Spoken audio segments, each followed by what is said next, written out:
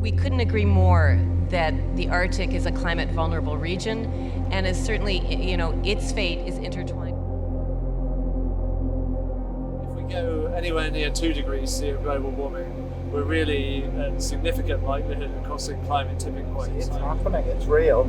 It's not some fiction made up to score a bit more My research. message for world leaders about ice is very, very clear. Ice is essential for life on Earth.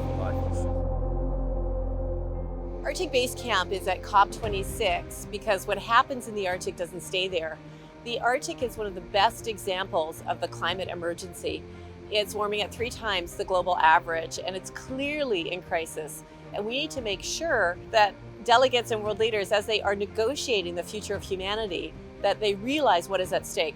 And that's why we've come here with Arctic Basecamp, and we've actually brought real iceberg from Greenland in order to remind world leaders and delegates that what happens in the Arctic doesn't stay there. In 2016, Dirk Notz and myself published a paper in Science explaining why there is a clear linear relationship between Arctic sea ice and how much CO2 we add to the atmosphere.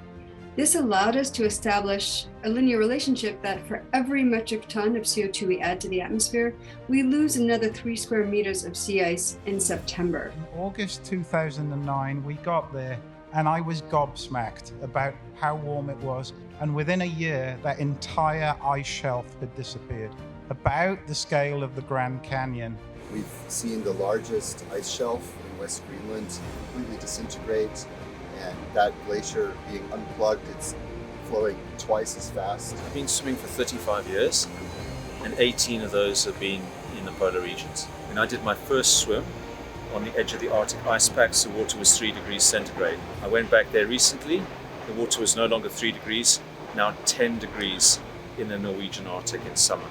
We're getting these extreme temperatures in the Arctic. The ice that's inside the permafrost melts, and then you get this ground collapse. And this is a huge risk that's happening now for people who live in the Arctic. They're losing their land. It's also a risk for everyone globally, and that global risk has to do with the carbon that's stored in permafrost. As the special envoy of Climate Vulnerable Forum, I resonate my deep concerns of impacts of climate change to these vulnerable nations. Hi, I'm Rainn Wilson, and in my hand I am holding a melted iceberg.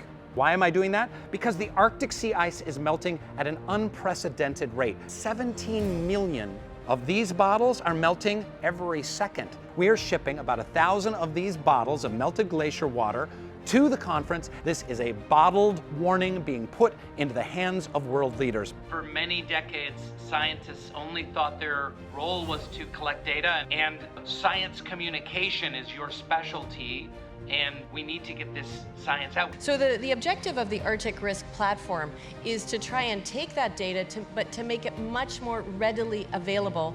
What Arctic Basecamp does is speak science to power. We do that because science doesn't have the power to fix it.